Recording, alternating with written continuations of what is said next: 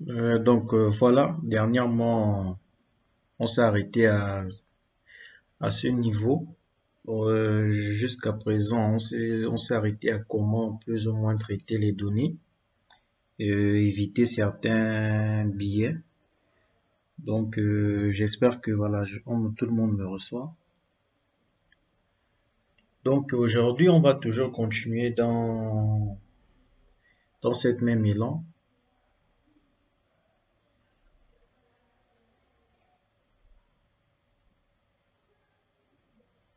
Donc, aujourd'hui, on va continuer dans cette même élan.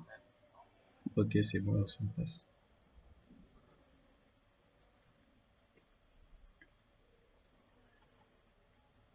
Maintenant, pour, pour continuer, voilà, on va un peu définir certaines choses ici. Dans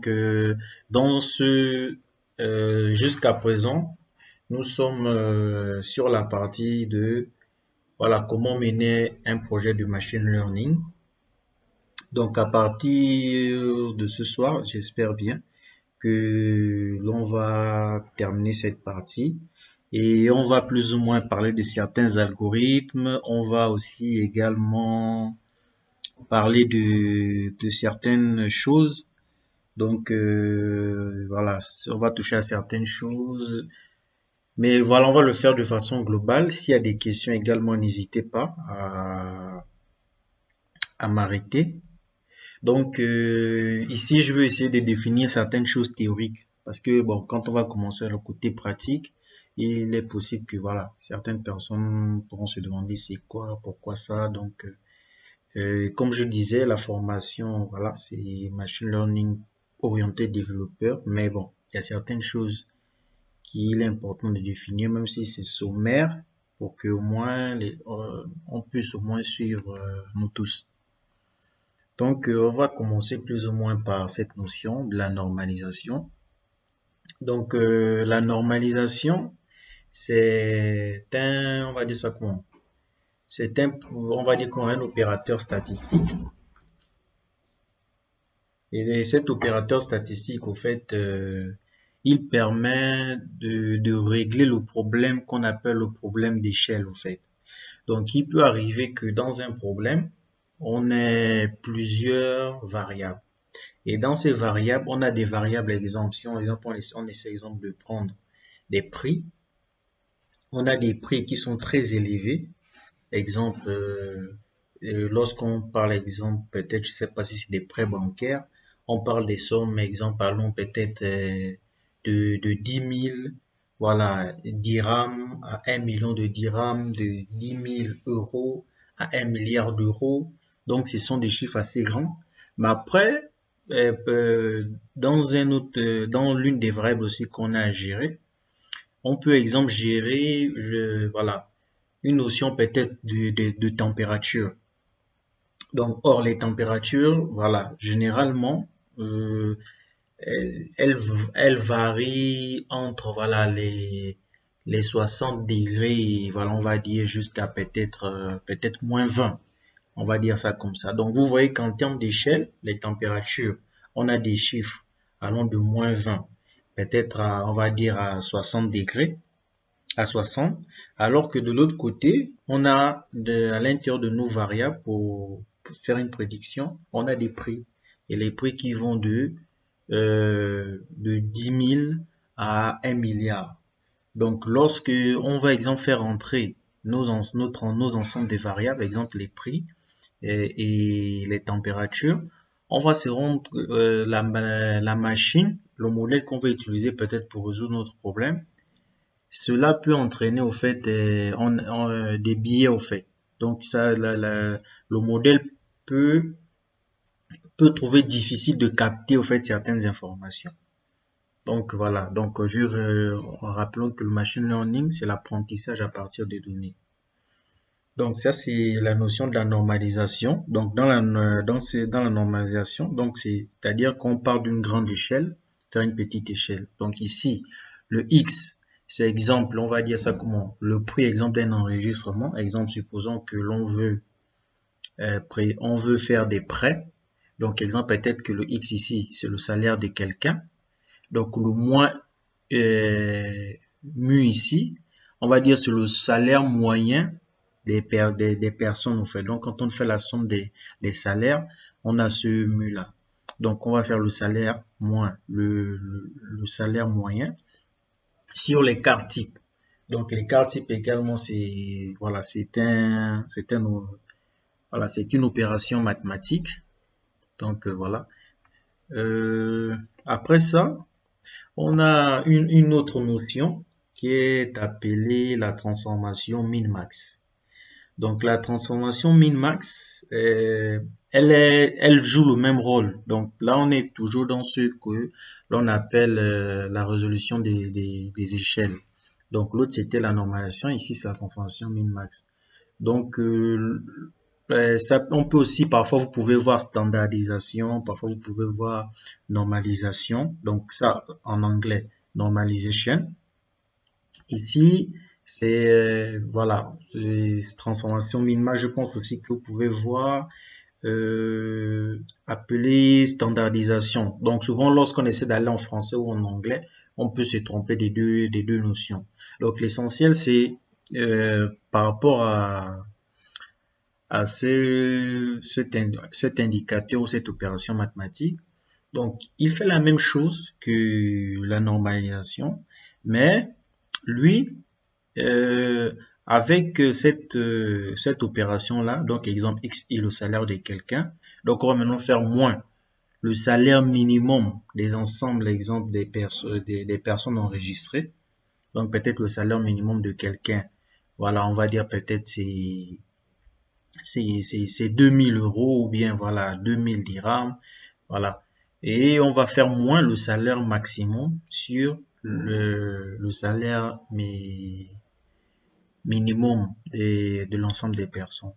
Donc lui ici, on va dire ça comment? C'est lorsqu'on fait la réduction d'échelle, donc ça veut dire qu'on ramène, exemple, si on parle des salaires ou des prix, on va ramener, exemple, tous nos prix, ils seront maintenant entre une échelle de 0 à 1. Donc c'est ça en fait l'avantage en fait. Donc voici pourquoi lui voilà, on l'appelle normalisation en fait. Ça c'est voilà en français bien sûr, en français pas ne pas confondre. Donc donc on va mener des nouvelles échelles très grandes dans l'intervalle 0-1. Maintenant lui il a des inconvénients. C'est exemple si dans nos variables, exemple, il y a ce qu'on appelle, exemple, les variables aberrantes.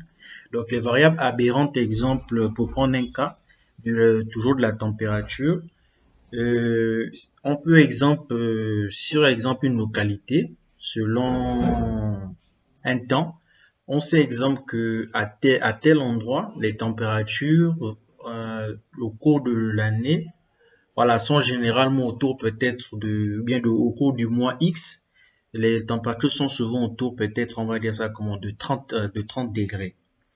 Mais il peut arriver un jour sur toute l'année où, voilà, il y a une température qui est de 50, qui est peut-être de 100 degrés, je dis n'importe quoi.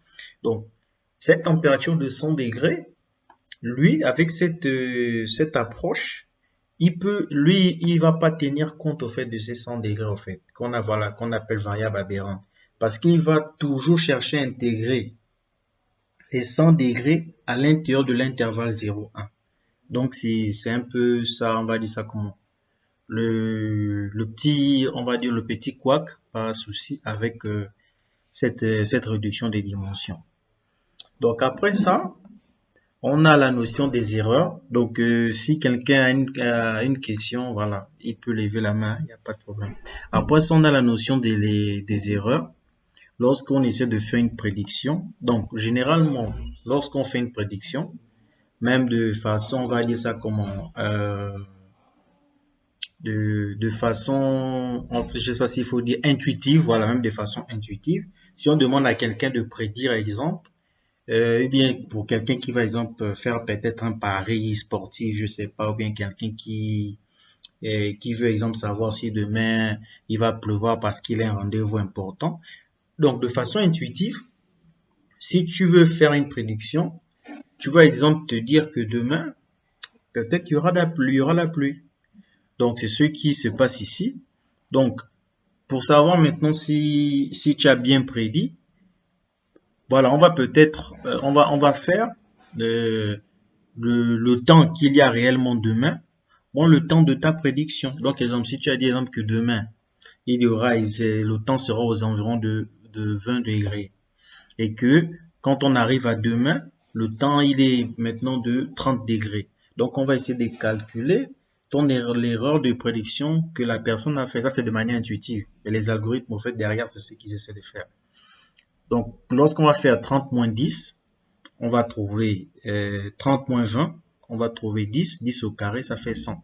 Donc, sur 1 sur n, donc n ici, c'est le nombre d'enregistrements. Donc, exemple, supposons que, voilà, il y a peut-être 100 personnes qui ont fait des prédictions, en fait, sur la météo demain. Donc, c'est un peu ça, mais bon, dans le cas réel, ce sont des enregistrements.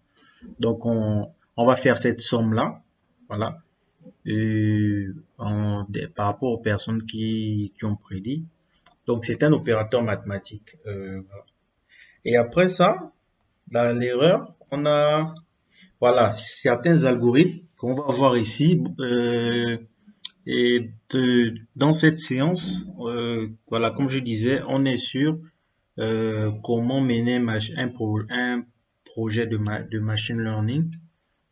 Donc ici, je vais essayer ici je détaille, plutôt ici je présente ces algorithmes de façon, on va dire ça, globale, pour que lorsqu'on va l'utiliser, exemple, pour, pour dire comment mener un projet de machine learning, voilà, step by step, voilà, étape par étape, que, exemple, des personnes vont peut-être dire que, voilà, SVM c'est quoi, euh, euh, les random forest, c'est quoi? Donc, le SVM, c'est un algorithme utilisé en machine learning. Donc, le but de cet algorithme, c'est-à-dire que dans dans l'ensemble des données, lui, au fait, il va essayer de trouver ce qu'on appelle un hyperplan. Donc, un hyperplan, c'est quoi? Donc, pour prendre un exemple simple, on va prendre une surface. Donc, ici, vous voyez, on a des points en rouge ici, vous voyez. On a des points ici en bleu. Donc le SVM, qu'est-ce qu'il va essayer de faire? Il va essayer de trouver l'hyperplan qui sépare ces deux. Donc une surface, voilà, l'hyperplan, quand on parle d'hyperplan, vous voir une surface. Maintenant, voilà, les mathématiciens parlent d'hyperplan, c'est pour généraliser les choses. Donc, voilà. Donc il va essayer de trouver une surface qui va plus ou moins séparer notre ensemble de données de la meilleure façon possible, au fait. Donc ici, dans notre cas, on a cet hyperplan, ça c'est un cas simple. On a que, exemple, on va dire qu'on deux classes ou bien deux types de points à diviser. Donc voilà, cette configuration est simple. Donc on a un hyperplan, il sépare les deux points de les rouges et les bleus. Donc, c'est un peu la façon dont se comporte cet algorithme de SVM, qui est un algorithme de machine learning. Après, on a la notion des arbres de forêt aléatoires, en anglais random forest. Donc, la notion attendez, s'il vous plaît. Voilà, donc, j'ai mis la charrue avant les bœufs. Donc, ici, après, on a la notion d'arbre de décision. Donc, l'arbre de décision, ici, exemple, on va prendre, voilà, le cas exemple d'un prêt. Donc, généralement, voilà, ça s'est fait, oui, ça s'est fait de manière concrète et pratique. Lorsque des personnes veulent, exemple, aller demander un prêt à une banque ou bien un institut ou quoi que ce soit, si cet institut est bien structuré, c'est-à-dire que elle est vraiment dans la notion d'évaluation des risques, et voilà, vraiment très poussée, voilà. Ils utilisent ce genre d'algorithme. Donc, exemple ici, l'attribution d'un prêt, par exemple, à quelqu'un, on va dire ça comment? Varie en fonction de la validation, exemple, de plusieurs critères. Donc, la personne, exemple, doit avoir un emploi stable et la personne doit posséder une maison pour, exemple, lui donner un prêt. Donc, les arbres de décision, lorsque on veut répondre à ce genre de questions, bien qu'ici c'était une question, c'était un arbre de décision, on va dire, voilà, avec ce qu'on appelle, on va dire, on va dire la régression logistique, parce que ici c'est comme une probabilité qu'il donne. Donc ici, il va essayer de répondre. Donc on va regarder, exemple, pour un candidat, exemple, qui veut avoir un crédit. On va prendre l'ensemble de ces informations, on va le faire rentrer dans cet algorithme d'arbre de décision et on va regarder, est-ce que il a un emploi stable. On va regarder, exemple, si il n'a pas un emploi stable, donc on ne cherche même pas à aller plus loin, on dit non, on ne peut pas le prêter. Donc s'il a une maison, tout ça, ça ne nous regarde plus. Déjà là, on va s'arrêter, on va lui dire que on ne peut pas te prêter de l'argent. Donc, un autre, on va regarder, est-ce qu'il a un emploi stable? On va regarder, oui, il a un emploi stable. Et ensuite, on va regarder l'autre critère. Le candidat possède-t-il une maison? Oui, il possède une maison. Donc, on peut prêter à ce candidat de l'argent. Donc, si un autre, il vient, on rentre ces données dans l'algorithme, il remplit cette première condition. On va regarder ici c'est non. Peut-être que ici, avec le point d'interrogation, peut-être que pour des personnes des ressources humaines, ils vont peut-être devoir peut-être plus analyser son dossier. Est-ce que peut-être il y a d'autres facteurs à prendre en compte? Est-ce que peut-être c'est une personne qui ne veut par exemple avoir un chez lui, qui préfère louer, mais peut-être qu'il y a beaucoup d'argent. Donc c'est pas une personne directement qu'on doit dire non comme ça. Peut-être que c'est quelqu'un de spécifique au fait, mais qui a des critères peut-être spéciaux à lui. Donc c'est un peu ça. Donc l'idée c'est qu'avec un ensemble de données, l'algorithme des décisions, en fait, il va répéter ça, apprendre à partir de plusieurs données, apprendre à partir de plusieurs données, jusqu'à ce que il va essayer de donner un modèle stable, exemple à une banque, à une microfinance, à un organisme public, d'aide sociale, voilà. Donc c'est un peu ça l'idée ici. Et ensuite, on a la notion maintenant des arbres de forêt aléatoires, random forest. Donc les random forest, c'est voilà, c'est basé sur les arbres de décision. Donc les random forest, ils font partie d'un type d'algorithme qui est appelé, je trouve pas le mot exact, mais là c'est un apprentissage par groupe au fait. Et ce n'est pas le seul algorithme, il fait partie de cette catégorie d'algorithmes qui font de l'apprentissage par groupe. Donc vous voyez ici, les random forest, il est constitué au fait, dans ce cas, il est constitué de 3 arbres de décision. Donc l'idée derrière le random forest, c'est quoi? C'est-à-dire qu'au lieu de prendre un seul arbre de décision, où on va juste prédire à partir d'un seul arbre de décision, qu'est-ce que le random forest va faire? Quoi, random forest, c'est forêt aléatoire. Donc c'est une forêt. Au lieu seulement de prendre l'arbre, on va maintenant regarder à toute la forêt au fait. Donc on va regarder maintenant à chaque fois, exemple, que cet arbre-là prédit, on va retenir sa prédiction. On va, exemple, pour un client 1, on va faire entrer ces données ici. Il va prédire, exemple, que lui, il faut pas peut-être prêter de l'argent à ce client. Lui, il va prédire certainement que il faut prêter de l'argent à ce client. Lui, il va peut-être dire que il faut prêter de l'argent à ce client, peut-être avec une probabilité peut-être de 50%. Donc, peut-être que si on s'était seulement arrêté à celui-là, comme je disais, peut-être il y a des clients qui ne veulent pas avoir des maisons, mais ils ont beaucoup d'argent. Peut-être que eux, ils font louer beaucoup de maisons et ils préfèrent ne pas avoir une maison à lui-même. Peut-être qu'ils louent une maison assez simple. Donc voilà. Donc peut-être en associant, exemple, plusieurs arbres, on va voter. Donc, quand on essaie de voir ici, lui, exemple, il a dit qu'on doit prêter de l'argent. Lui aussi, il a dit qu'on doit prêter de l'argent.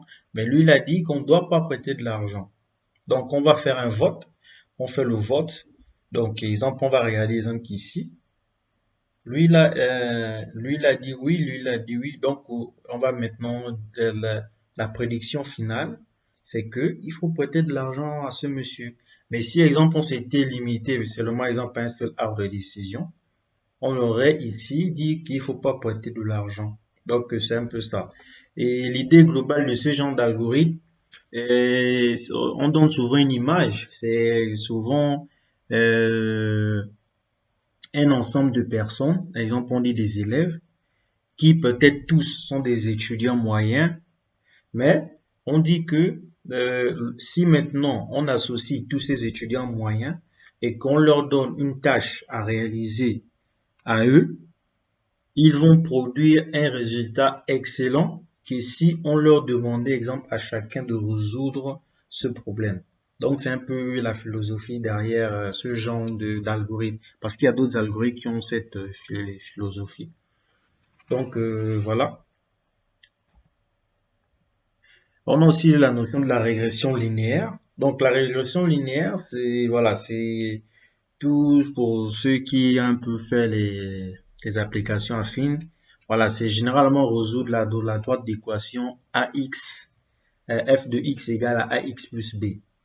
Donc, dans l'exemple que nous avons donné la dernière fois, c'était justement ça. Il fallait prédire le prix. On essayait de voir comment le prix des maisons évolue en fonction d'une localité. Et là, c'était un dataset de Kaggle, notamment aux États-Unis.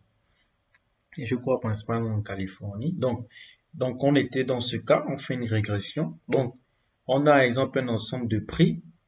Ça, c'est l'exemple des prix qui sont prédits. Maintenant, on essaie de voir globalement la droite qui approxime ces, ces ensembles de points-là. Donc, c'est plus ou moins ça, la régression linéaire. Donc, ici, on a un exemple, on va dire, plus ou moins simple. C'est deux variables, mais voilà, avec la notion de plusieurs variables, on va dire, c'est presque la même chose, au fait. Parce que certains mathématiciens, lorsqu'ils essaient de représenter ça, ils mettent juste grand X et ils considèrent que voilà, c'est pareil, au lieu de mettre juste le petit x. Donc voilà, en ce qui concerne plus ou moins l'introduction globale de ces notions. Donc lorsqu'on va revenir sur ça tout à l'heure, s'il y a question, n'hésitez pas à poser une question.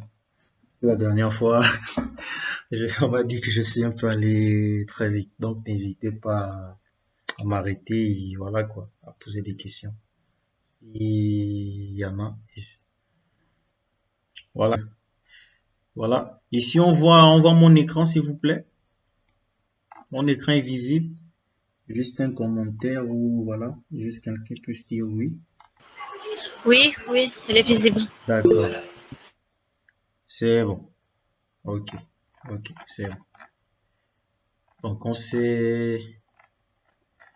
voilà. Je pense que la dernière fois, on s'était arrêté ici. Si j'ai bonne mémoire. Machine learning, créer jeu de test. Voilà. Non, non. Voilà. On s'était arrêté ici. C'est là. Voilà. On s'était arrêté là. Euh, on avait essayé de voir la notion des biais d'échantillonnage, voilà, la notion des biais d'échantillonnage. Donc maintenant, aujourd'hui, on va plus ou moins voir tout ce qui concerne la continuité, le nettoyage des données, et on va aborder la partie de ces algorithmes dont on vient de parler. Et la séance prochaine, on va revenir un peu plus en détail, grosso modo, sur ces algorithmes. Et au cas où il y a des questions, vous pourrez prendre des notes, voilà, les poser même maintenant. Et voilà. Et même la semaine prochaine, lorsqu'on va revenir sur ça. Donc, après, bon, après cette séance, je pense que voilà.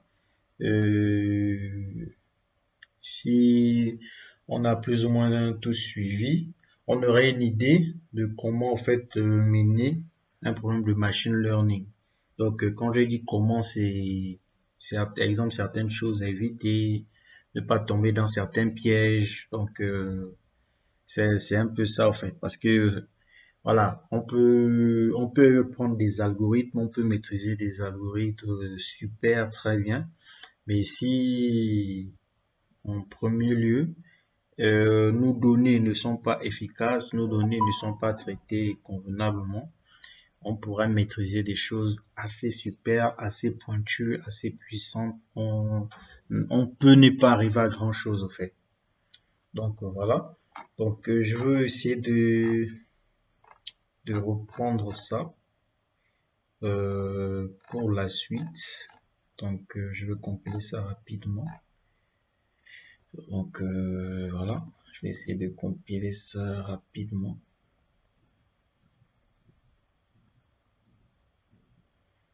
Voilà. Donc, tout ça, on a déjà fait. Voilà. On a déjà fait tout ça. Voilà. On a fait. Donc, c'était ici. On avait commencé à parler de certains problèmes que l'on peut rencontrer dans le machine learning. Et là, on essaie de résoudre le problème du biais d'échantillonnage, au fait. Donc, on rappelle.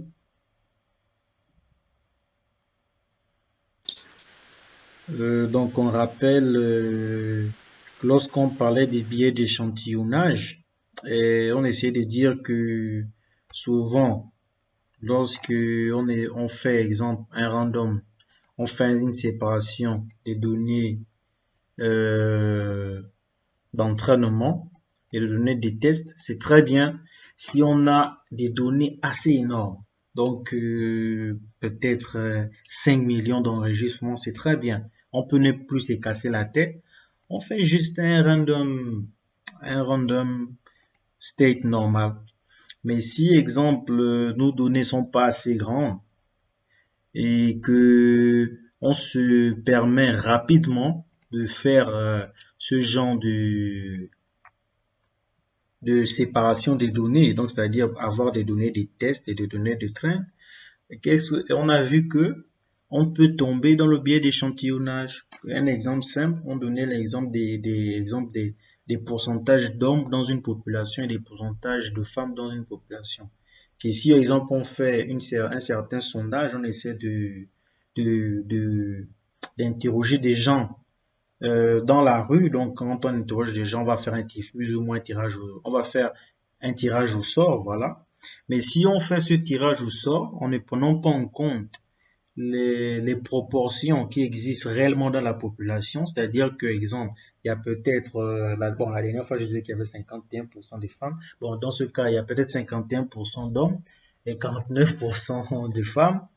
On va se rendre compte que en ne prenant pas en compte cette réalité des populations, si on fait un random comme ça, simplement, on va tomber facilement dans une notion de biais d'échantillonnage et on l'a très bien vu ici avec ces exemples.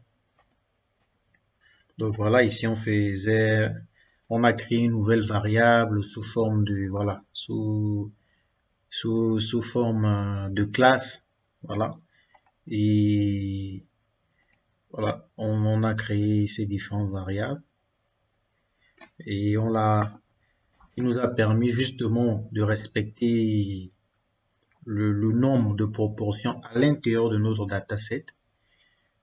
Donc voilà, voici les différentes classes qu'on avait utilisées. Et cette classe, plus ou moins, on a essayé d'expliquer, exemple, pourquoi on peut, exemple, comment choisir, exemple, une variable pour créer cette nouvelle variable. Et qu'est-ce qu'on disait? On disait que d'abord, la variable median income, elle était majorée.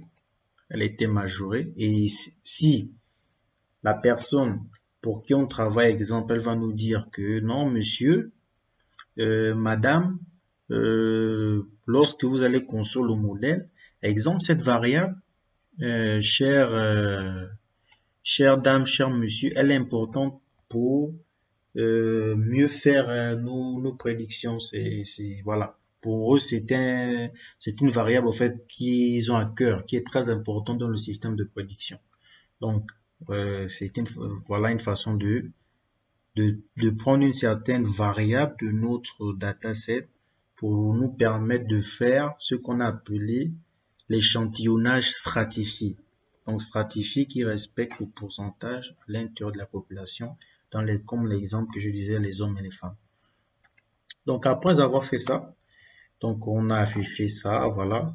Et donc, voilà, maintenant on a utilisé on a un élément de sklearn, de scikit-learn, qui nous permet justement de faire ces stratifactions. Voilà, on a expliqué cet élément, cette classe, comment on l'utilise, que le n-split, c'est la façon de tirer à l'intérieur du dataset, hein, c'est-à-dire qu'ici on va tirer un par un. Donc quelqu'un pouvait mettre 2 par 2. Donc ici le test size, donc c'est la même chose ici que avec le random forest, le random state, pardon. Donc ici c'est la notion de 0,2%. Donc lorsque on va comment on va dire segmenter notre dataset, on va mettre les données, donc 20% de ce dataset PDF ici pendant data frame va constituer les données de test et les 80 autres pourcents seront les données d'entraînement. Donc voilà, pour faire un petit rappel, parce que bon, dernièrement, voilà, je suis un peu allé vite. Et voilà, donc après ici, on a pris l'index, donc on a récupéré nos éléments stratifiés. On a récupéré les index que nous a donné cette ligne ici. Voilà. Donc on a maintenant nos trend sets stratifiés, on a nos strat tests stratifiés. Et ici on a voilà, ici maintenant on a voulu vérifier les proportions en fait. Donc après pour voir si la façon dont nous avons tiré au sort le trend set et le test set respecte une certaine proportion de cette variable là. Donc dans ce cas c'est ça, mais dans l'exemple que je donnais simple, c'est exemple la variable population, exemple le nombre de femmes et des nombres d'hommes. Donc lorsqu'on l'a fait, on a pris exemple le strat set qu'on a, on a avec la variable in4. Donc value count, il nous donne le nombre d'éléments à l'intérieur divisé par la taille, voilà, de notre strat set. Donc lorsqu'on l'a fait, voilà.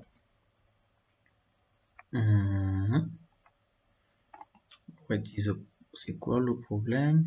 Ah non, je sais pas, voilà. Je sais pas exécuté. Voilà, ça c'est bon. Voilà, donc on a essayé de le faire. Donc on voit que on avait 4 classes ici pour on avait 4 classes ici pour pour in4, donc c'est là, voilà, 1, 2, 3, 4, 5. Donc on a ici 1, 2, 3, 4, 5. Donc lorsqu'on a fait la stratification ici, donc on retrouve 1 ici, 2 ici, 3 ici, 4, 5.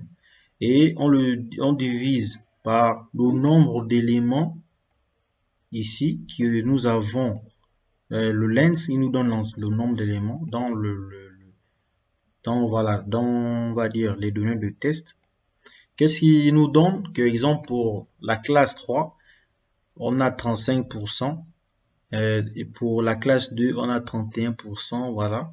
Et après, après ici, qu'est-ce qu'on a fait maintenant? Ça, c'est le test set. Après, ici, on a appris quoi? PDF data frame. Donc, ça, c'est maintenant tout notre dataset. Donc, on refait, lui aussi, on prend l'ensemble de ces éléments, donc les classes ici, et on divise ça par maintenant toute la taille du dataset. Donc, cette opération ici, on a fait seulement avec les éléments de test.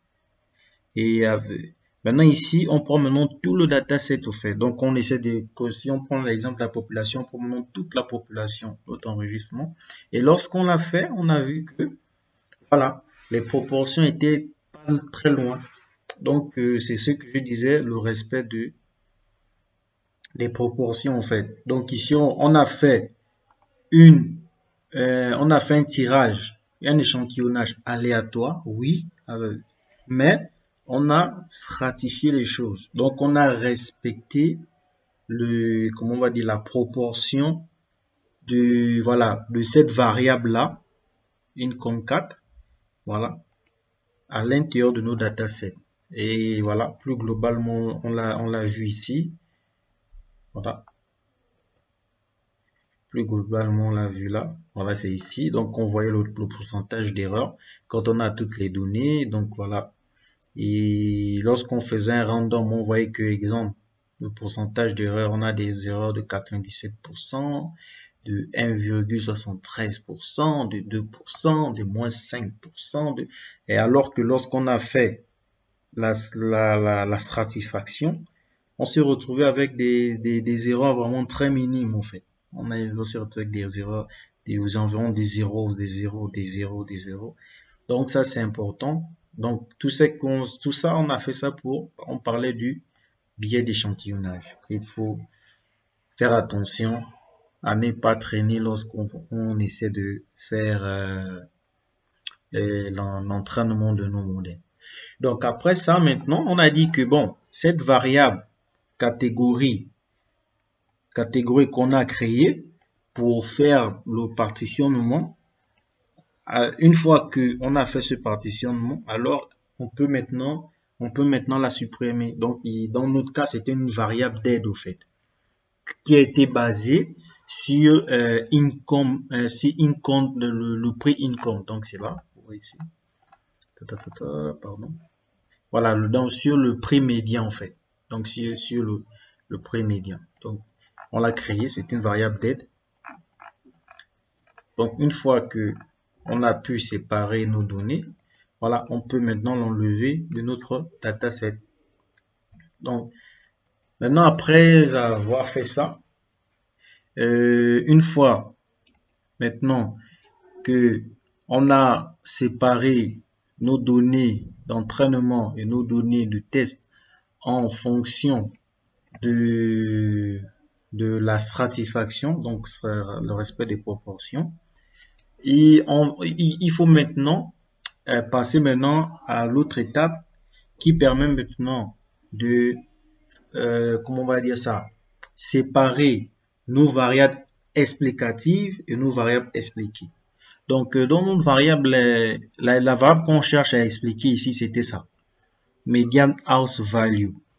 Donc, le prix médian des maisons. Donc, ici, on va donc prendre toutes les variables de notre donnée d'entraînement, sauf la donnée que l'on veut prédire, donc la donnée à expliquer, la variable à expliquer, voilà. Donc on va la supprimer. Donc on drop ici, il renvoie notre dataset, mais il ne supprime pas réellement cet élément ici, median house à l'intérieur. Il renvoie juste toutes les variables privées de ça en fait. Et ensuite, une fois qu'on a fait ça, on prend aussi maintenant l'ensemble des données de d'enregistrement de notre variable à expliquer. Donc, on va compiler ça. Donc, ici, lorsqu'on a fait Python, lorsqu'on essaie de voir Python au début, on a dit que en Python, pour éviter la notion des références, pour ceux qui font du langage C, comprennent bien ce que c'est, il vaut mieux copier un élément pour éviter que voilà ces deux variables voilà soient liées au fait, la notion des pointeurs. Voilà. Donc, ici, on peut, voilà, donc on peut maintenant afficher. Donc, là, c'est l'ensemble de nos données de la variable median house que l'on cherche à prédire. Donc, vous voyez ici, on a 19 773 au fait, qui est le nombre d'éléments de notre train set stratifié. Ok.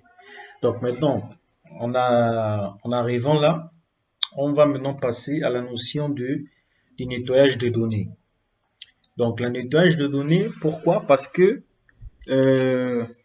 souvent, bon, ce cas il est un peu plus joli, mais il n'est pas si joli que ça. Mais parfois, lorsque l'on travaille, on a des données assez complexes, assez difficiles, qui ne sont pas complètes.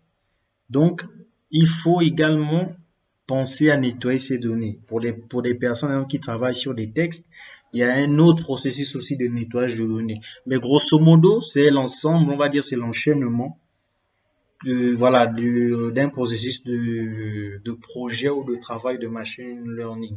Donc ici, on travaille sur un problème de prédiction des prix, mais si on travaille sur le texte, on va aussi faire tout cet enchaînement-là. Mais bien que peut-être la méthode de nettoyage, maintenant ça peut changer. Généralement, le processus c'est un peu le processus c'est un peu le même en fait. Donc ici, exemple, lorsque on a affiché, exemple, ces différents éléments, ici, c'était où? Lorsque, voilà, ça, je pense que c'était à la séance 2. À la séance 2, on l'a vu, ici. Voilà, describe, lorsqu'on a fait une describe, mais voilà, on a vu que, la variable exemple total bedroom, le nombre d'éléments, donc le type d'éléments qu'il a, c'est quoi? C'est des flottes. Et oui, et ici, c'est le nombre total des salles de bain. Donc ici, on voit que lui, il a 20 433 éléments non nuls. Or, les autres, le complet, ils ont 20 640. Donc, ça veut dire que il y a un déficit de 200 et quelques éléments qui sont nuls. Donc, maintenant, lorsque il va maintenant falloir faire entrer ces données, on a fait la satisfaction, on a évité le problème voilà, du billet d'échantillonnage. Maintenant, pour faire entrer ces données dans des algorithmes de machine learning, les algorithmes de machine learning ne comprend pas. Il ne comprend pas les données non nulles. Donc, il faut régler ce problème. Donc, voici pourquoi on passe à la partie des nettoyages de données. Donc, exemple, ce problème de variables non nulles, ici, voilà. Ici, au fait, généralement, il y a trois façons de le faire. Donc, soit on se débarrasse bon, ici on parle des districts, c'est parce que ce sont des lieux. On l'a vu ici lorsqu'on a fait des projections des cartes. Donc, du district, donc ce sont des lieux correspondants. Donc, ça veut dire qu'on va, pour parler du dataset, on va supprimer toutes les lignes qui correspondent au fait à la partie où total bedroom est, est nul au fait, où il n'y a pas une variable. Quand je dis nul ici, c'est pas zéro, c'est-à-dire que en Python, ils mettent ça NA, c'est-à-dire que c'est pour dire que non attribué au fait. Donc, pour cette partie, donc toutes les lignes qui ont total bedroom avec non attribué, la première chose, on peut supprimer toutes ces lignes carrément. La deuxième chose, on peut supprimer la variable, oui, si ça peut s'y arriver. Parce que, supposons exemple que dans ce cas, on a 20 640 enregistrements.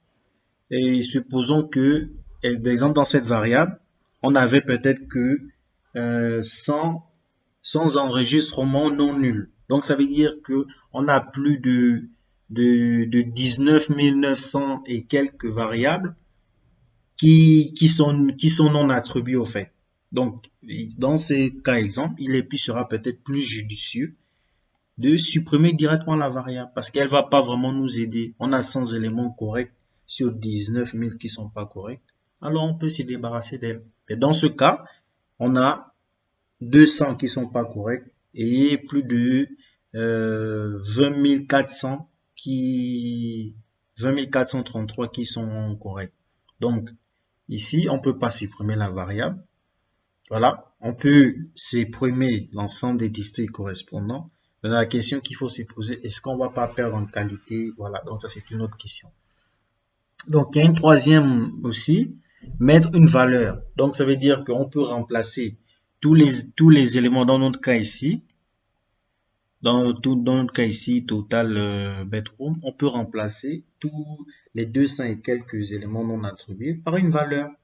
Donc la valeur, ça peut dépendre. Exemple, dans le cas d'une société, exemple, peut dire que, exemple, lorsqu'il n'y a pas de valeur, la valeur correspondante, c'est telle.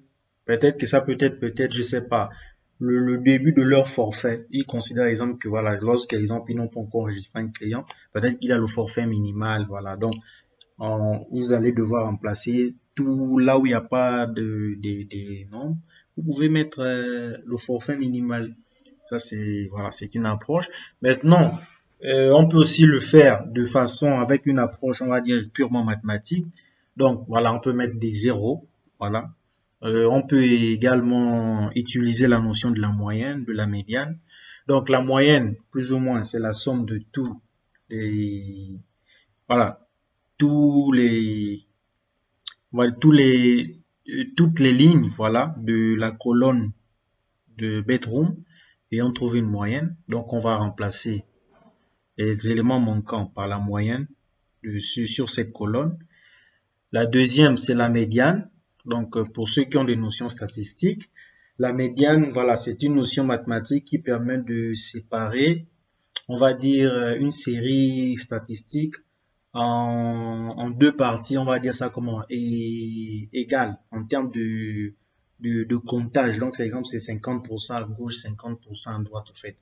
Donc, c'est un peu ça. Si on a 10 de l'autre côté, on doit avoir aussi 10 de l'autre côté.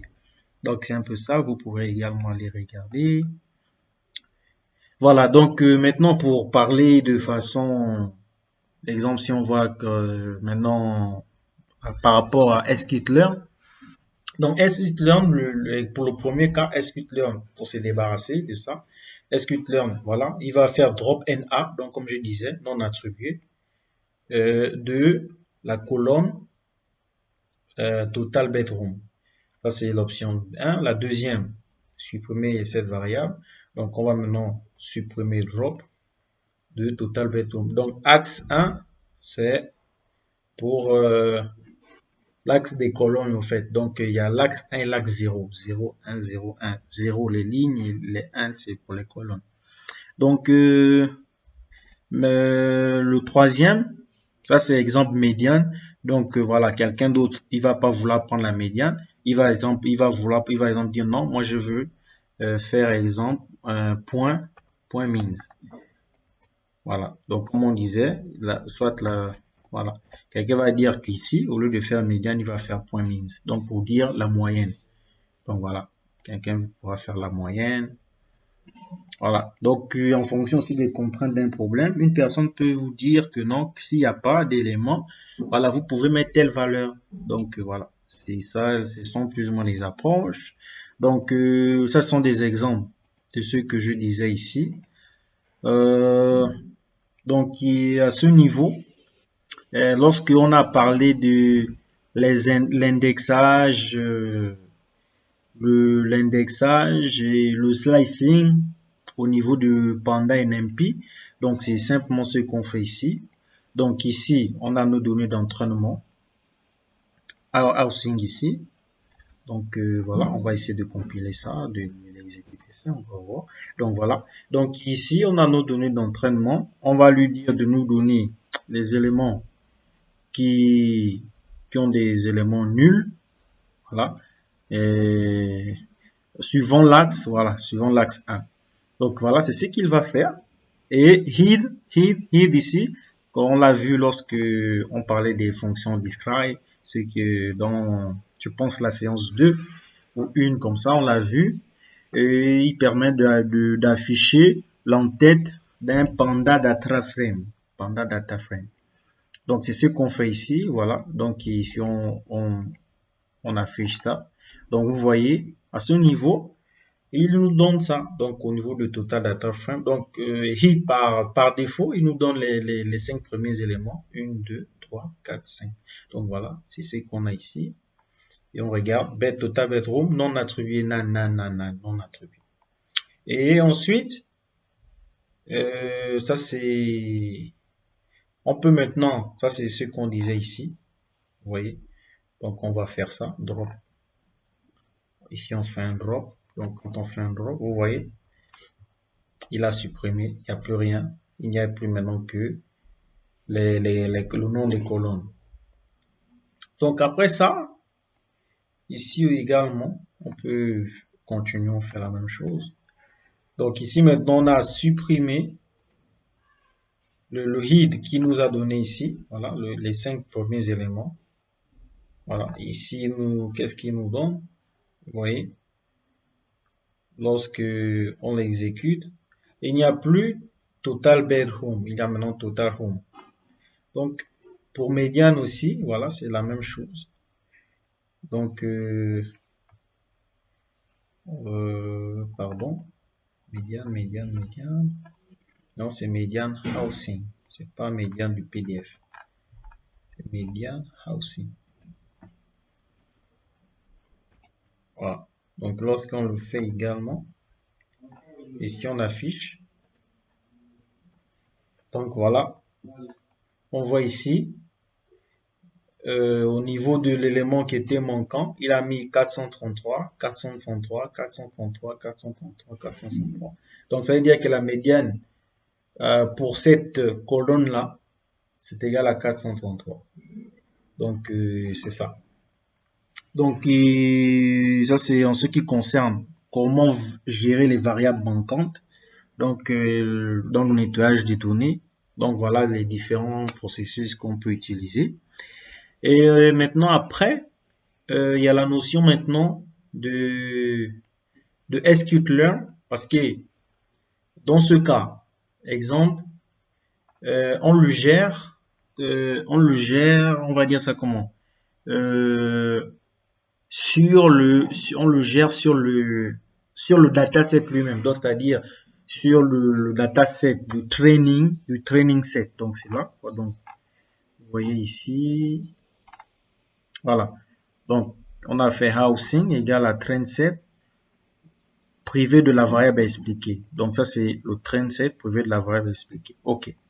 Donc tous ces modifications, ce nettoyage, on le fait sur les données d'entraînement. C'est très bien. Maintenant, ce qui est bien avec, comme la formation dit, c'est le machine learning pour développeurs et notamment avec la bibliothèque scikit-learn. Donc, scikit-learn, pour régler ce problème, voilà, ils ont développé une classe qui permet de le faire. Mais ça, elle le fait maintenant, on va dire ça comment, de façon entraînée. Donc, quelque part ici déjà, là, on est déjà en train de parler du machine learning. Donc, c'est une classe qui va nous permettre de, voilà, de faire ce qu'on vient de faire ici. Donc, c'est-à-dire remplacer les variables manquantes par la médiane. Voilà, quelqu'un d'autre ici, exemple, il pouvait mettre means également.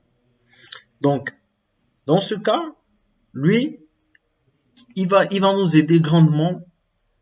C'est, exemple, avec ce qu'on vient de faire ici, lorsque on va faire ça sur les données d'entraînement. Lorsqu'il faudra tester le modèle, on va aussi le faire sur le modèle des tests. Après, plus tard, quand on va livrer maintenant le modèle, exemple, à une entreprise, à une société, qu'est-ce qui va se passer? On va encore aussi devoir faire ça sur les nouvelles données que les gens vont entrer dans le modèle livré. Donc, c'est une tâche, voilà, on va dire répétitive. Donc voici pourquoi cette tâche scikit-learn l'a mis à disposition. Donc ici, on reprend ce que l'on a fait. Maintenant, dans notre dataset, ne l'oublions pas, et on l'a vu à la première séance, on a une variable qui s'appelle Ocean Proximity. Ocean Proximity, c'est une variable qualitative. Donc ici, on va répartir au niveau du describe. On va revenir. Voilà, vous voyez ici, Ocean Proximity. Non, pardon, c'est pas describe. Voilà, c'est là, merci. Voilà, donc vous voyez ici, Ocean Proximity. Voilà, il n'y a pas de variable non nulle. Mais vous voyez le type ici, c'est objet. Donc, quand on essaie de regarder ici Ocean Proximity, on l'a vu. C'est... Ah non, ça c'était pour la fonction describe qui permet de montrer les quartiers, voilà. Donc ici, voilà, on l'a affiché, les valeurs, les différentes occurrences que peut prendre l'élément proximity. Donc vous voyez, il y avait ça, une heure Ocean Proximity, inland, near Ocean, near Bay, island. Donc ça, ce sont des variables qualitatives et c'est des textes. Donc les algorithmes de machine learning, comme je disais, ils ne comprennent pas la notion des textes. Donc même lorsque l'on fait une traduction automatique, derrière il y a une conversion, il y a une gymnastique qui se fait pour faire une correspondance entre les lettres et les chiffres en fait. Donc c'est la même chose ici. Donc ici maintenant, donc on rentre comment traiter une variable qualitative. Donc avec scikit-learn bien sûr. Donc voilà. Donc à ce niveau, on a, voilà, c'est ce qu'on essaie de faire ici. Donc ici on utilise le drop sur Ocean Proximity. Comme je disais, drop, il n'efface pas à l'intérieur du housing, juste qu'il renvoie toutes les colonnes du housing privé de ça. Donc comme on l'a fait également avec la variable à expliquer. Donc c'est ce que l'on fait. Donc on a déclaré notre simple imputer qui nous permet de traiter les variables manquantes. Et ensuite, voilà, donc on a notre nouveau housing num. Donc num ici c'est pour numérique, donc il n'y a pas de variable qualitative. Et maintenant lui, il est ici, on l'a déclaré. Donc lui il va nous calculer la médiane pour chaque variable pour les différentes colonnes qui sont à l'intérieur d'ici. Donc les différentes colonnes, ce sera la longitude, la latitude, le prix, etc. Donc voilà, c'est ce qu'on va compiler ici. Donc à l'intérieur de l'imputer, il a un objet statistique où il met tout ça. Donc vous voyez exemple, voilà, donc exemple, je pense que ça c'est peut-être la latitude, après ici la longitude, après l'autre je sais pas, voilà, donc ainsi de suite. Donc chaque élément ici, il a calculé la médiane pour chaque colonne. Donc on peut le vérifier également avec les éléments des Panda Data Frame. Voilà, donc vous voyez, donc housing num qui est un élément de Panda Data Frame lorsqu'on utilise avec la fonction median value. Donc vous voyez que il redonne les mêmes éléments que la classe scikit-learn nous permet de faire. Voilà, donc maintenant une fois que on l'a fait, une fois que l'on a fait cela, on peut maintenant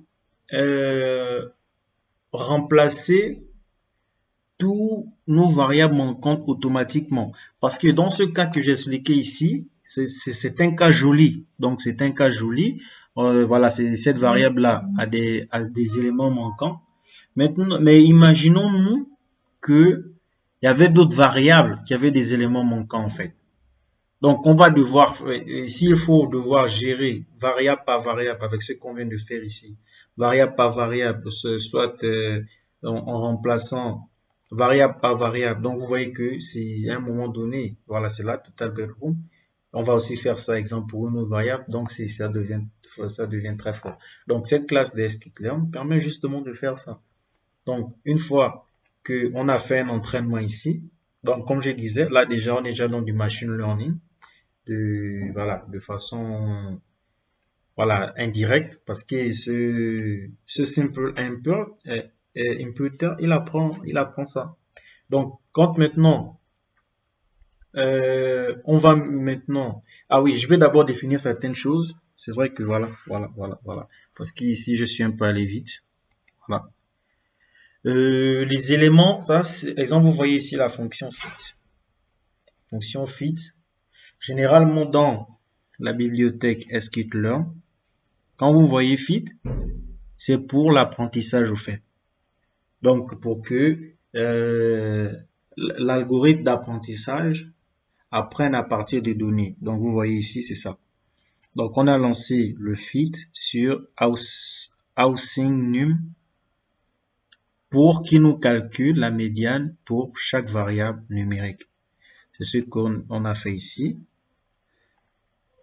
Maintenant, après, vous voyez, les éléments de scikit-learn ont une notion qu'on appelle transform. Donc, transform, c'est-à-dire que c'est la transformation. Donc, ici, on a fait un apprentissage. Maintenant, ici, on fait une transformation. Donc, c'est-à-dire que tous les éléments qu'il va trouver nuls, non attribués ici, il va les remplacer par les différentes valeurs de médiane pour chaque colonne. Donc, c'est ce qu'il fait ici. Donc, voilà, ça c'est ces deux méthodes assez importantes dans la bibliothèque scikit-learn. Donc, il y a fit, voilà, il y a transform également, et il y a une autre predict. Donc, predict, c'est pour la prédiction en fait. Donc, c'est important. Pourquoi? Parce que, voilà, dans ce cas, parfois, si exemple, on travaille sur voilà, des, certaines données, voilà, c'est des éléments souvent qu'on utilise au fait. Donc, pour essayer de voir ce que je dis, je vais afficher le X là également. Donc, voilà. Voici ce que je vais faire. Voilà, je crée un nouveau et je vais afficher le X ici. Voilà. Donc, vous voyez, c'est ce que je disais ici. Donc, au niveau d'inputer, on remplacement des variables manquantes avec un imputer entraîné. Donc, c'est ce qu'il permet de faire ici. Transforme, pourquoi? Parce qu'il transforme des données au fait. Donc, quelque part, c'est cette opération qu'on a fait à ce niveau, donc c'est ce que transform fait. Donc, il va remplacer ça au fait. Dans le cas avec l'élément simple imputer. Donc, c'est ce qu'il va faire. Donc, après avoir fait ça, on peut maintenant recréer un nouveau dataset avec maintenant, on va dire, des éléments corrects. Donc, ça veut dire que nos datasets, voilà, TR, c'est pour dire entraîner pour ne plus avoir des variables manquantes. Ici, on va mettre l'élément X. Donc, on va ici en colonne. Qu'est-ce qu'on lui donne en colonne? On lui donne les colonnes de housing num. Donc, pour ne pas que ça soit abstrait, je vais venir ici. Je vais prendre housing num que on le voit ensemble. Voilà. Donc, je vais le lancer. On va voir. Donc, vous voyez, les colonnes de housing num, c'est quoi? C'est longitude, latitude, housing médian, total. Voilà. Donc, c'est les mêmes qui sont ici. Donc, mais là, cette opération, on la fait maintenant de façon générale, en fait. Donc, voilà. Donc, on va prendre tous les éléments X que l'on a transformés ici en remplaçant les données manquantes. On va le mettre à l'intérieur d'un nouveau data frame. Les colonnes seront celles-là. Et les index, ce seront les index de housing, au fait. Donc, de l'élément d'entraînement, en fait. Voilà. Donc, après ça, je vais compiler ça. OK. Donc, ici, on peut afficher maintenant, exemple, ce qu'on a fait ici. De manière, voilà, à la main, ce qu'on a fait de façon manuelle, s'il faut le dire. Voilà, ce qu'on a déclaré ici, avec le head là, ici, voilà. Donc, on va essayer de le faire ici. Donc, lorsque je le compile, donc on voit que, voilà, c'est la même chose au fait. Donc, ce qu'on a fait en utilisant seulement Panda Data Frame, c'est la même chose, 433, 433, 433. Maintenant, la grande différence entre les deux, c'est parce que lui, il le fait.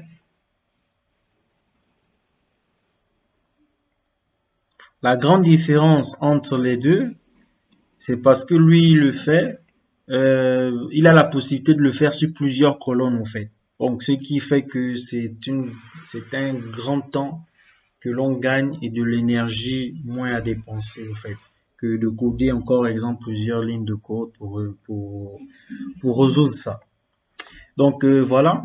Donc, ici aussi, imputer qu'on a déclaré, il a un élément stratégique qui permet de voir. Stratégie ici, c'est quel élément on a utilisé pour faire le remplacement, la transformation. Donc, c'est la médiane. Voilà. Maintenant, à ce niveau, on a remplacé, voilà, on a vu l'élément, on a vu comment gérer une variable qualitative, plutôt une variable manquante, pardon, comment gérer les variables manquantes. On a vu l'élément de scikit-learn qui permet de gérer cet élément, les variables manquantes. Donc si imaginons qu'on a 100 variables, il peut remplacer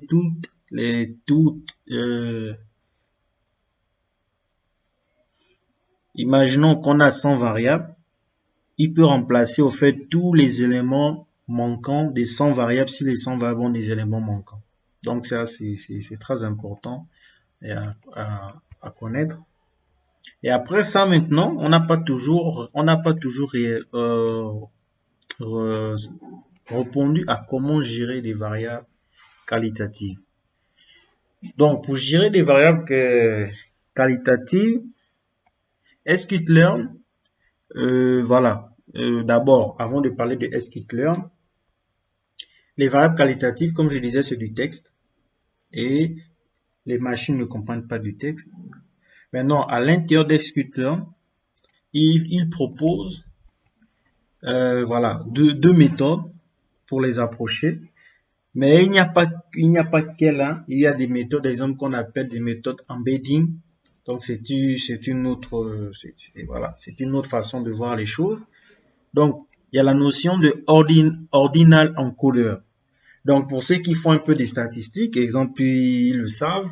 Lorsque, exemple, supposons que on fait une étude, exemple, souvent là où il y a oui, non, oui, non, oui, non, exemple, je sais pas si c'est exemple, avez-vous aimé le rendez-vous, aimez-vous peut-être la marche en randonnée, souvent, mais oui, non. Donc, voilà, c'est souvent parfois des trucs comme ça qui sont utilisés. Lorsqu'on essaie de coder des catégories, exemple, peut-être qu'on a 5 catégories comme ce qu'on a vu, on a la catégorie exemple 1 qui est exemple pour téléphone, catégorie 2 qui est pour ordinateur.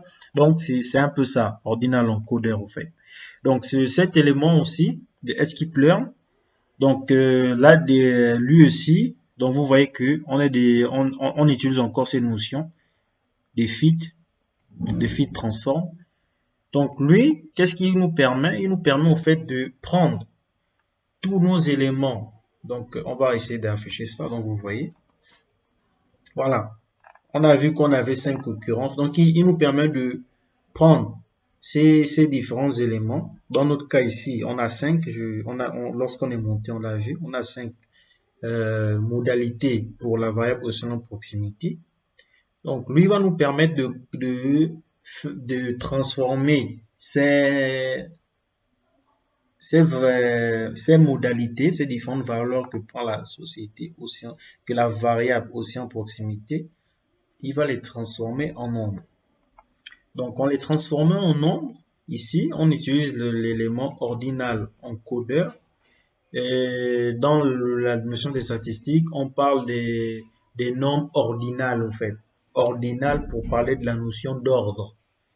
Donc, ici, déjà, vous voyez que quand on parle de la notion d'ordre, cette approche, elle est très bien. Donc, voilà. Vous voyez que, exemple pour ça, il a codé. Donc, on affiche seulement les 10 premiers éléments, vous voyez. Donc, ça veut dire que le premier élément, il a mis 1, le deuxième élément 4, il est codé par l'élément 4. Ici, après, ici, on a océan. Donc, vous voyez, Irlande, Irlande. Donc, 1, 4, 1. Donc, c'est ce qu'il a. 1, 4, 1. Après, on a le 4 qui se répète. Donc, voilà. Maintenant, donc vous voyez ici ordinal encodeur. Quand on parle de ordinal, donc il y a la notion de rang. Le premier, et non voilà, premier, deuxième, troisième. Donc c'est une bonne représentation. Mais cette représentation, elle est bien lorsque on veut travailler avec la notion des nombres. Donc quand je parle notion de nombre, donc vous voyez ici, exemple, imaginons on répond un questionnaire. On nous dit, exemple, que ce cours ici répond-il à votre préoccupation? Quelqu'un va, exemple, dire moyen. D'autres va dire que un peu. D'autres va dire que oui, ce cours répond vraiment, voilà, excellent, tu vois. Vous voyez? Donc, c'est cette notion, cette transformation en cas cette transformation de variables qualitatives en ordinal encodeur, elles sont bien lorsque on a un problème dans ce sens, c'est-à-dire moyen bon. Pourquoi? Parce que les machines, l'algorithme de machine learning, le plus souvent, lorsqu'exemple il voit des variables comme ça, 1, 2, 3 jusqu'à 4, lui, il va penser que les variables proches qui sont proches au fait sont semblables au fait. Et celles qui sont assez éloignées sont certainement sont certainement très différentes. Or, dans notre cas ici, vous voyez que on n'est pas dans ce cas. On n'est pas dans une notion, exemple, de savoir si exemple bon, excellent, moyen, mauvais. On n'est pas dans ce cas. Donc, il y a une autre approche qu'on appelle le on-hot encoding. Donc, cette approche est utilisée même dans la traduction, dans certaines représentations du NLP, Natural Language Processing, dans la traduction des textes, dans la classification des textes. C'est quelque chose d'assez utilisé. Et voilà. Mais ici, je veux faire une petite remarque. Donc, vous voyez ici, on a utilisé fit transform. Donc, or, ici, exemple, on a d'abord fait un fit, on a d'abord fait l'apprentissage. Donc voilà, c'est là. Ici, on a d'abord fait l'apprentissage. Lorsqu'on a fait les remplacements par une variable manquante, on a d'abord fait l'apprentissage. Après, on a fait un transform. Voilà, donc vous voyez. Maintenant, fit transform, c'est une fonction des éléments de scikit-learn, donc qui sont la plupart des méthodes ou des algorithmes, qui permet de faire les deux en même temps. Il apprend d'abord un fit et ensuite il fait un transform. Donc ici, qu'est-ce qu'il apprend? Dans le premier cas, il apprend les endroits où les variables sont manquantes, il calcule les médianes et plus ou moins il les stocke. Après, quand on fait un transform, il remplace les variables manquantes. Donc ici, maintenant, qu'est-ce qu'il fait? Fit. Premièrement, il apprend d'abord les différentes catégories. Donc les différentes catégories qui sont ici. On a vu qu'il y a plus haut, lorsqu'on a fait un describe, on a vu qu'à l'intérieur, il n'y a que la variable, cette variable prend 5 modalités. Donc, il va prendre ça. Donc, il y a 19 000 et quelques éléments dans voilà, dans cet élément-là. Il y a 19 000 et quelques, voilà. Où les 80% de, du dataset total. Donc, il va faire ça. Il va apprendre d'abord les différents éléments. Il va apprendre qu'il n'y a que 4 éléments. Et ensuite, le transforme. Il va maintenant, à chaque élément, exemple, où il y aura idlan, il va le remplacer par son élément qu'il a appris au fait. Donc, dans notre cas ici, il a mis idlan, c'est ça, là, ça, c'est égal à 1. Ni océan égale à 4. Donc, ici, on a directement fait un apprentissage et une transformation. Donc, voilà. Ce sont les méthodes importantes d'SQLearn. Pour ceux qui veulent un peu aller loin, on appelle ça les transforms. Vous pouvez essayer de regarder un peu la documentation. Il y a la possibilité de faire des transforms, comment on va dire, assez spécifiques. Il y a la possibilité de faire des transforms assez spécifiques. Donc après ça, on a le on-note coding. Donc le on-note coding, voilà, voilà, je vais d'abord l'afficher. On va voir tous. Voilà, je vais l'afficher. Très voilà. Donc le on-note coding. Donc vous voyez, dans ce cas exemple, c'est toujours le même élément en fait, qui est ici. Voilà, c'est ça exemple, le premier élément, le deuxième élément, le troisième élément, qui est ici avec la transformation ordinal encoder. Et c'est ça. Maintenant, dans le cas de on-note encoding, vous voyez, on a le premier élément, le deuxième élément, le troisième élément. Quand on essaie de compter le nombre de colonnes, on a 1, 2, 3, 4, 5. À quoi correspondent ces 5 éléments? Ça correspond aux différentes modalités que peut prendre l'élément. Donc, on va revenir doucement. Voilà. Donc, vous voyez, à l'intérieur pour la variable océan proximité, il y a 5. Il y a 1 heure océan, inland, near océan, nearby, island. Donc, 1, 2, 3, 4, 5. On a 5 éléments. Donc, ce qui représente les différentes colonnes que l'on a. Donc, je vais faire un copier-coller pour peut-être mieux les visualiser ensemble. Voilà. Voilà, on a ces niveaux. Donc, c'est ça. Je vais faire ça. Voilà. Donc, ce sont ces différents éléments. Donc, 1, 2, 3, 4, 5. Ça correspond à ces colonnes. Maintenant, le 1 ici, qu'est-ce que ça veut dire? Le 1 ici, ça veut dire quoi? Vous voyez, on a 0. Après, on a 1. Donc, le 1 ici, c'est pour idland. Donc, vous voyez que lorsqu'on affiche ici, le premier élément ici, c'est idland. Mais idland, dans le on-note encoding, n'est pas le premier élément en fait. Le premier élément, voilà, c'est 1 heure océan. Le deuxième élément, c'est idland. Donc, lorsqu'on fait un auto-encoding, on représente tous les éléments, on représente chaque élément en fonction de sa place en fait. Donc, on va juste s'intéresser à la place de idland à l'intérieur de différentes colonnes de ces deux éléments. Voici pourquoi on appelle ça on-auth. Donc, vous voyez, on-auth, on c'est 1. On-auth encoding. Donc, on code maintenant l'élément par une notion de binaire.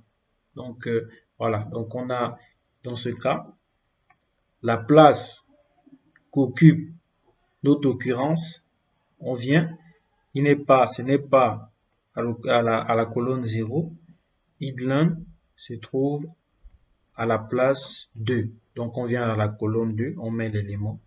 Voilà, donc comme ici, il est ici.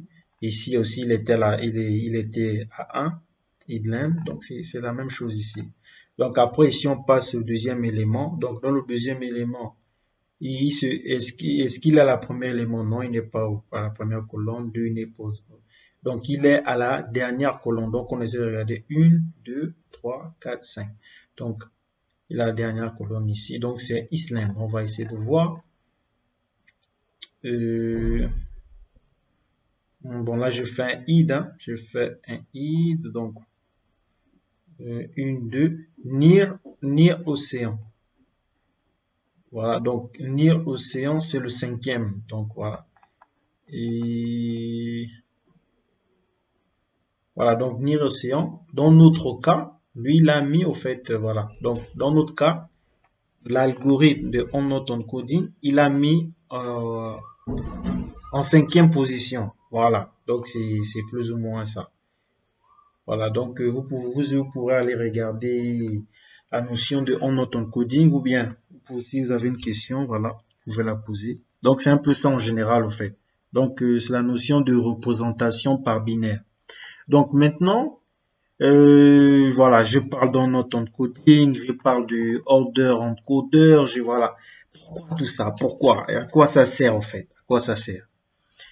Donc dans le premier cas, on a vu ici que Ordinal Encoder, il marche bien lorsqu'on veut parler des choses assez proches. Donc, exemple, mauvais, moyen, bon, excellent. Ça marche. L'algorithme va comprendre ça ici et ça va mieux représenter les choses. Dans notre cas, on n'est pas dans cette notion. Dans notre cas, on a juste des valeurs que prend notre variable quantitative qui ne représentent pas des choses proches, au fait. C'est juste des occurrences, des modalités que notre variable peut prendre. Donc, ordinal encoder n'est pas le bienvenu. On n'est pas dans la notion de premier et deuxième. Donc, puisqu'il n'est pas la bienvenue, on doit trouver une représentation qui ne va pas faire en sorte que l'algorithme voit ça comme des choses semblables ou similaires. Voici pourquoi maintenant on utilise le on-out encoding, donc encodeur. Et on fait la même chose ici. On utilise le FIP transform comme on a fait ici. On fait l'apprentissage, et ensuite on fait un transform. Et après ça, donc pour faire une petite explication ici, donc vous voyez, lorsque j'essaie d'afficher ça, bon, en réalité, il refuse, il l'affiche sous forme d'objet. Donc ici, il nous met pass matrix, donc ici, il met c'est une matrice pass. Pass, c'est quoi? C'est creuse. C'est une matrice creuse de 16 512 lignes fois 5 colonnes. Donc vous voyez ici 5. 1, 2, 3, 4, 5. Qui sont les différentes occurrences que peut prendre la variable océan proximity. OK. Et il dit que ce sont des types de classe float. Voilà, donc vous voyez 0 point. Voilà, c'est pour dire 0,0, 1,0. Donc voilà. Et ensuite, story compressed path row format. Voilà. Encore pour cette représentation, elle est aussi efficace. Pourquoi? Parce que lorsque on fait tourner ça dans des machines, les algorithmes en fait, en termes de gestion d'espace, il ne retient en fait que la position de l'élément qui nous intéresse. Donc, exemple, dans ce cas, on a exemple l'élément 1 qui est à la position 1, qui est la position, oui, 0, 1, qui est la position 1. Donc, et ainsi de suite. Donc, c'est ça un peu la différence. Maintenant, on note encodeur, malgré que en termes de mémoire, il ne va que garder la position de l'élément non nul. Donc, exemple ici, lorsqu'on va le rentrer dans la machine, dans un algorithme, ce n'est pas tout ça, au fait, qu'on va rentrer, c'est l'endroit où il y a non nul qui est enregistré, au fait, derrière, au fait. Donc, pour une notion de mémoire, parce que comme je disais, lorsqu'on parle de machine learning, lorsqu'on parle d'intelligence artificielle, il y a toujours il y a une notion très corrélée, c'est la puissance de calcul.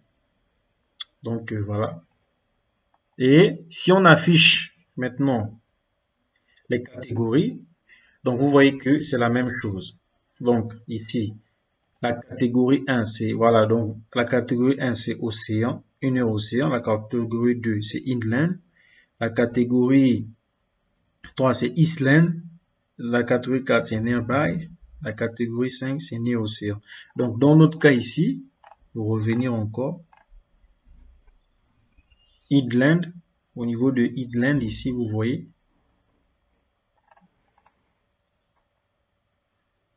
il a mis ça au dernier élément.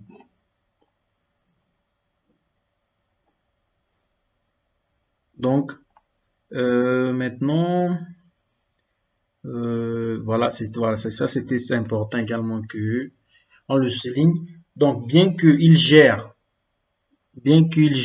comment on va dire ça, la mémoire, et il faut savoir que cette représentation, malgré que derrière, il y a une conservation seulement des numéros non nuls, donc l'endroit où les numéros sont non nuls, il faut savoir que il y a, lorsque on a exemple des variables, et voilà, des variables qui ont beaucoup de modalités, exemple le pays.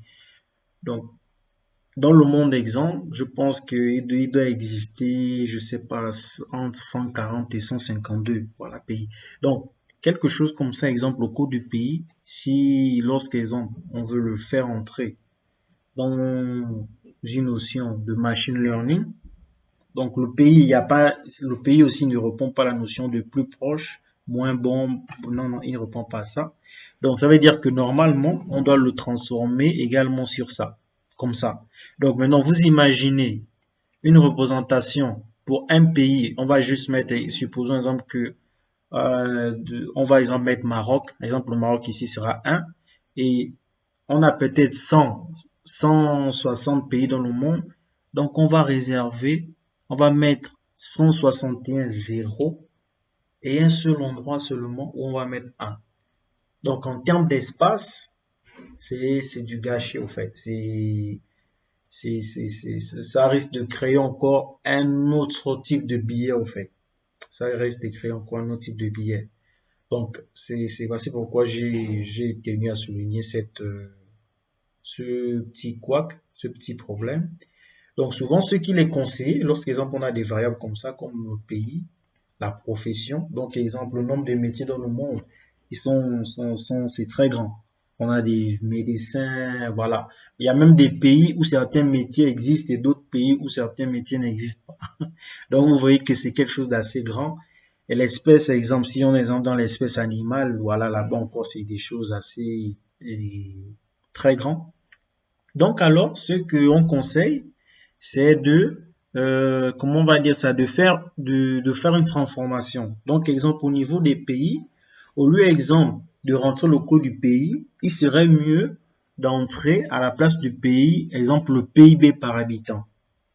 Ou exemple, d'entrer la population. Donc, supposons qu'on ait, exemple, le Maroc, ou la France, voilà, le Sénégal ou voilà, quel autre pays.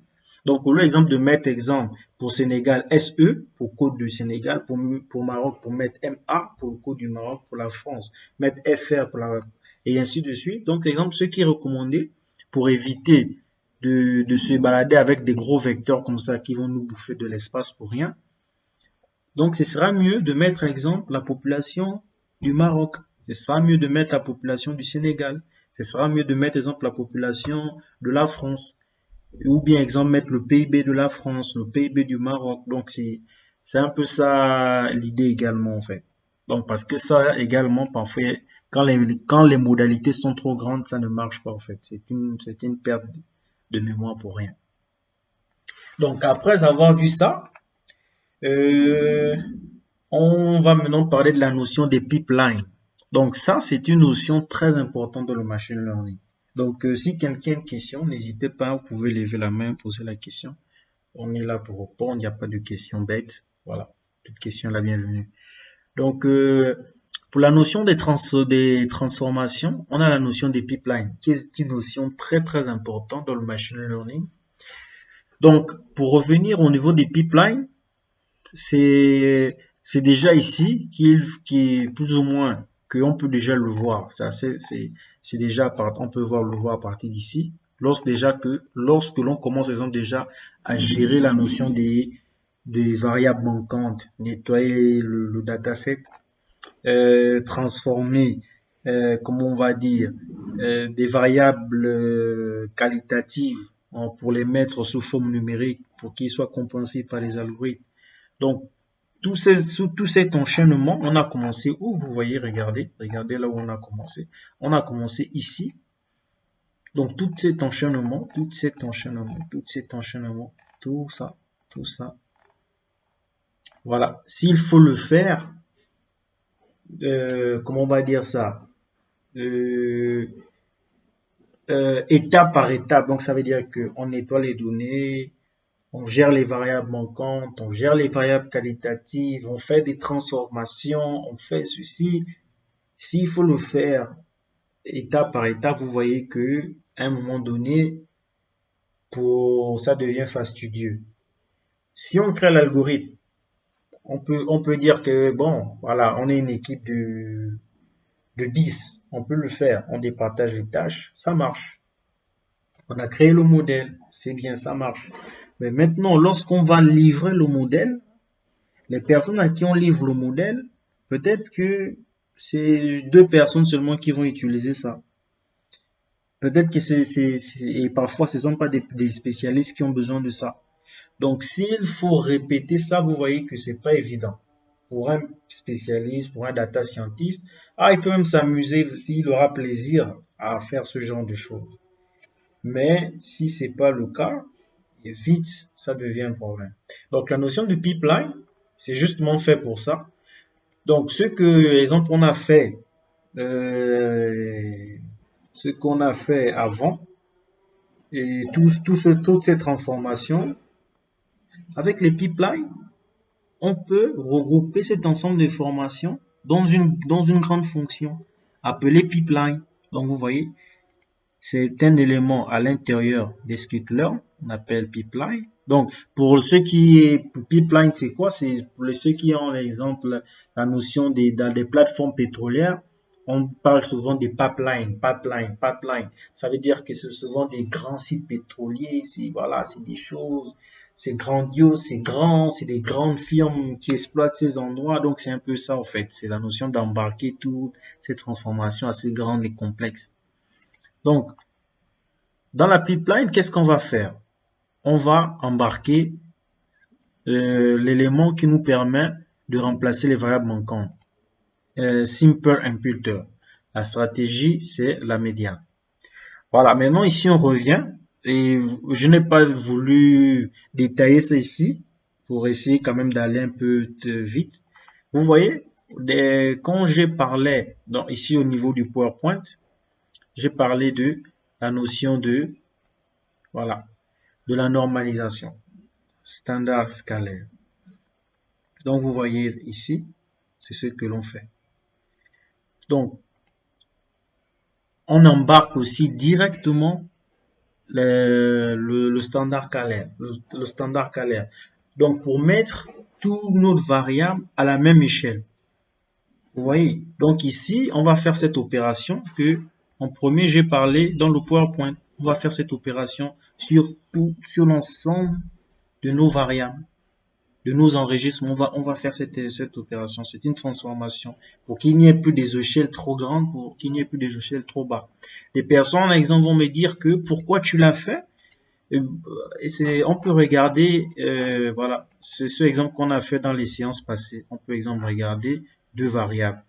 Donc, on va regarder, exemple, la variable, elle est où? Bedroom, longitude, latitude, est-ce que oui? Ah non, c'est describe, c'est plus haut.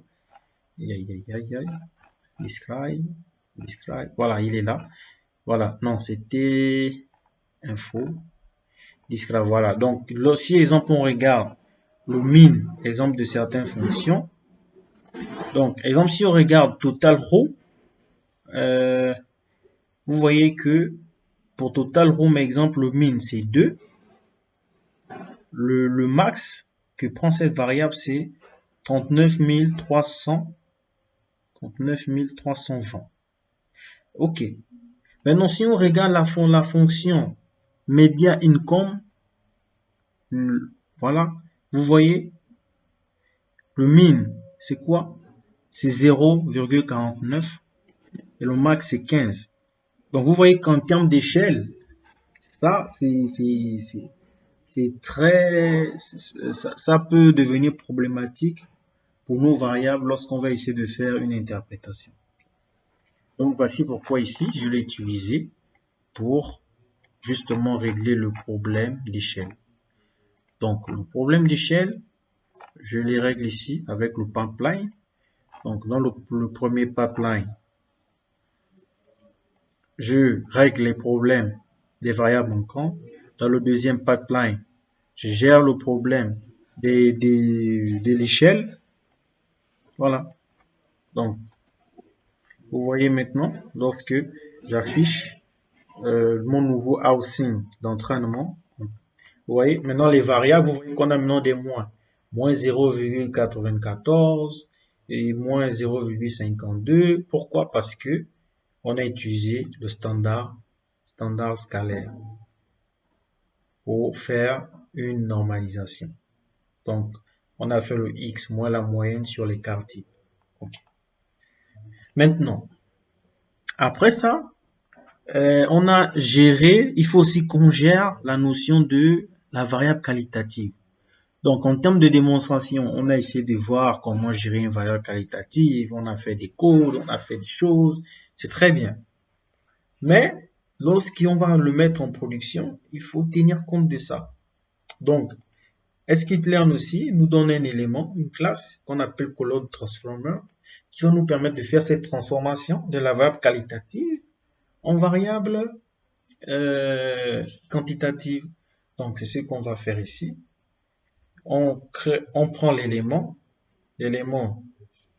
numéro des attributs, donc list housing. Donc, ici, il va nous lister les différents éléments. Il va mettre ça sous forme de liste. Donc, pour peut-être des personnes qui veulent voir ce que ça va donner, on peut faire ça. On peut faire B et on va le compiler.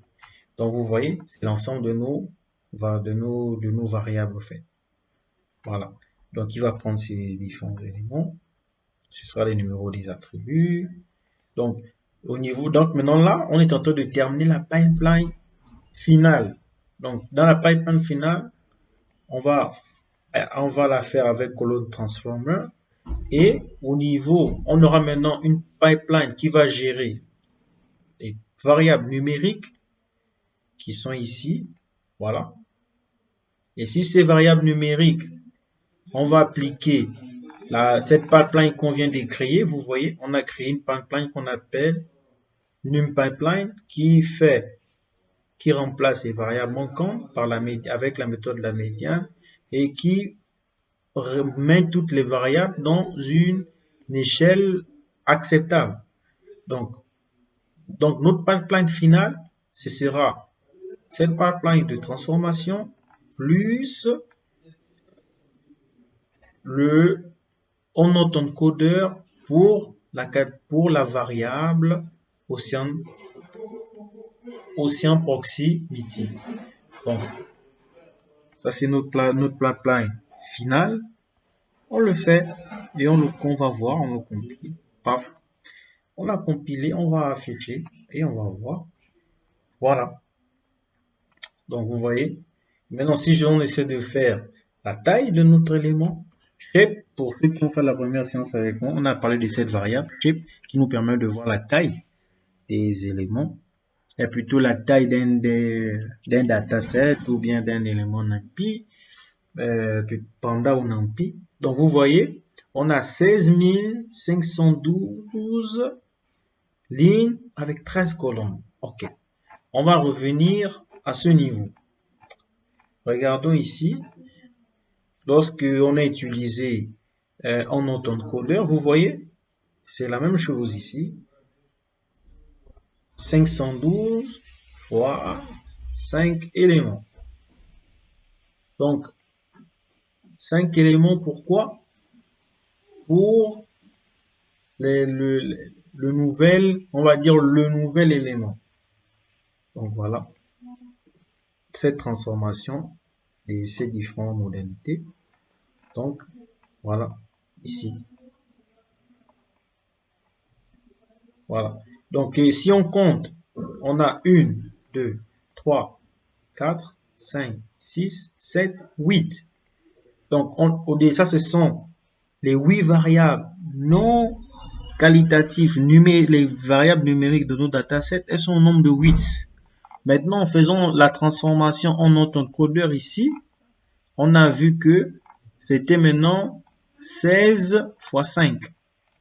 16 fois 5, c'est où, pardon? Voilà, c'est là, 16 fois 5. Donc, si vous faites 8 plus 5, ça fait combien? Ça fait 13.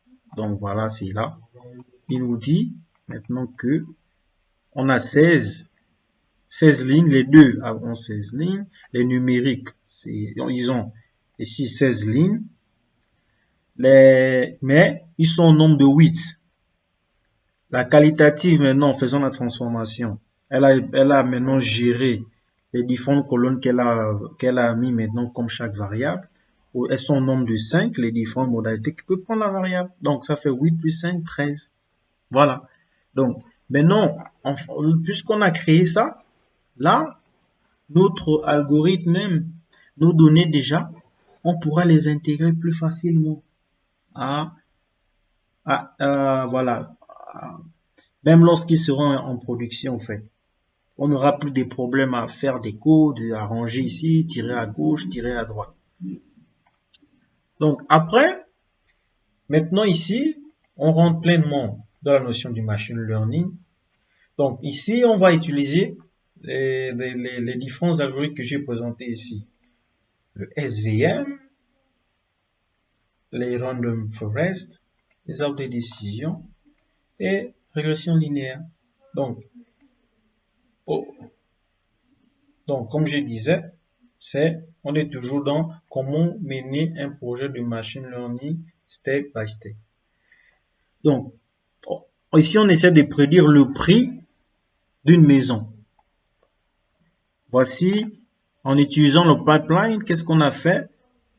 On a maintenant nous préparé, donc nous donner de nos datasets d'entraînement préparés au fait. Donc ça veut dire que on a mis les échelles sans bornes, on a géré les variables qualitatives, on a géré les variables non nulles, les variables nulles. Voilà, donc on a fait toutes les transformations qu'il y avait à faire. Donc nos données d'entraînement sont maintenant prêtes, juste avec l'application de cette ligne-là. Ok. Maintenant, pour faire l'apprentissage à régression linéaire, qu'est-ce qu'il va prendre? Donc, la méthode FIT, je vous ai dit, c'est toujours l'apprentissage. Ici, linéaire régression, ce n'est pas une méthode, c'est un algorithme d'apprentissage automatique de machine learning qu'on appelle linéaire régression, qui est la régression linéaire. Donc ici, qu'est-ce qu'on fait rentrer? Ici, on lui donne les données qu'il a à prendre. Donc ici, les données préparées. Pardon, ici, j'ai mis préparé. et les données qu'il a à prédire. Donc, les données préparées et les véritables données qu'il doit prédire. Ça, pour revenir un peu, vous voyez ici. Donc, c'est déjà ça un peu que on parlait au début lorsqu'on fait de la prédiction. Données qu'il fera réellement demain et les données qu'on estime que voilà, ce sera le cas. Donc, ça derrière, c'est un peu ça. C'est déjà un peu ça, bien que ce que je viens vous montrer, c'est en background que ça se fait. Donc voilà, on va essayer de commencer. On lance l'apprentissage. Vite. Voilà. Et voilà, les données sont pas assez grandes, c'est un algorithme léger, donc il apprend rapidement. Et maintenant, ici, donc vous voyez maintenant, comme je disais, il y a trois méthodes. Il y a la méthode fit, il y a la méthode transform et il y a la méthode predict. Donc ici, après on prend les 5 premières données de nos données d'entraînement, iLock, voilà, et qui permet de prendre les 5 premières données de 0 jusqu'à 4, voilà, 5 exclus. Et ça c'est maintenant pour le somme label, ça c'est la donnée à prédire. Donc ne l'oubliez pas, lorsqu'on a fait la séparation, on a séparé en deux. Il y a le housing label et il y a le housing d'entraînement. Donc c'est là pour que les personnes suivent bien. C'est là, c'est ici, ça c'est ce niveau. On a les données d'entraînement qui sont dépourvues de la méthode à prédire, qui est le prix des maisons, et on a la méthode, on a l'ensemble et on a la variable, la méthode à produire. Donc on lui donne le housing, mais plus ce housing, le housing préparé, puis avec les variables manquantes, très bien fait. Et on lui donne simplement la variable à prédire. La variable à prédire, on n'a pas besoin de la modifier dans ce cas-là, en fait. Voilà, les choses sont bien, il n'y a pas de variables manquantes, tout va bien, ça marche. Donc voilà, c'est ce qu'on fait ici. On lui donne.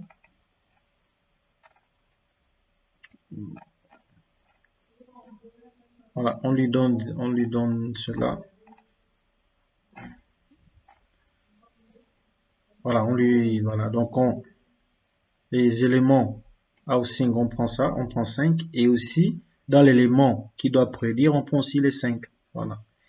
Et on fait maintenant une transformation, parce que ça ne peut pas rentrer, ici, ça ne peut pas rentrer dans linéaire régression.